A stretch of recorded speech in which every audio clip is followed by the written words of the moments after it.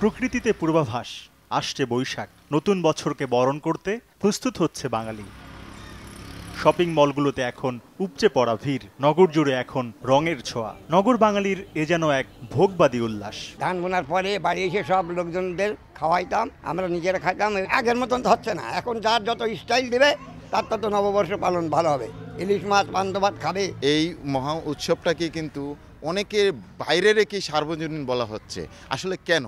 মাটির মানুষকে এর সাথে সম্পৃক্ত করতে হবে। হ্যাঁ, আমাদের যে আসল ঐতিহ্য, আমাদের যে সংস্কৃতি, এটা যেন আমরা শুদ্ধভাবে জানি। এই ধরা যাক চারুকলার সামনে এই চুড়ি বিক্রেতার কথা।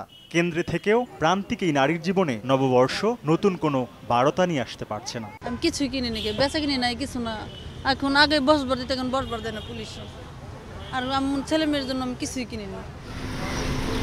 আবার দৃষ্টি দেয়া যাক খেটে খাওয়া রিক্সা চালক মুসলিম উদ্দিনের দিকে। নগর জুড়ে ঘুরে বেড়াচ্ছেন, দেখছেন বর্ণিল আয়োজনের প্রস্তুতি। তবে তার সমস্ত আয়োজন কিভাবে চলবে সংসার? নববর্ষ কিভাবে পালন করবো? আমার তো অভাবের কারণে তো আমি কিছু করতে পারি না।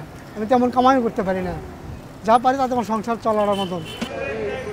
সুবিধাভোগী শ্রেণী ব্যতীত দেশের মোট জনগোষ্ঠীর সংখ্যাগরিষ্ঠ মানুষ নববর্ষের উৎসবে সামিল হতে পারেন না তাদের অর্থনৈতিক কারণেই। সমষ্টিগত মানুষের নীরব দর্শক হয়ে দেখা ছাড়া কি আর উপায়? এটাকে মানবিক করে তোলা উচিত এবং সেটা কিভাবে হতে পারে সেটাও ভাবা উচিত। আমি মনে করি এটা দুইভাবে হতে পারে। একটা হচ্ছে যে সরকারি উদ্যোগে হতে পারে, আরেকটা হচ্ছে যে ধনিক শ্রেণী তারা কিন্তু এই মানবিক করে তুলতে পারে।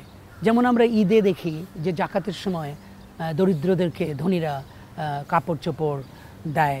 গ্রামের লোকাচারের ভিতর নববর্ষ, নগরের নববর্ষ থেকে দূরগামী কিনা তা ভেবে দেখার কথা বলছেন বিশেষজ্ঞরা।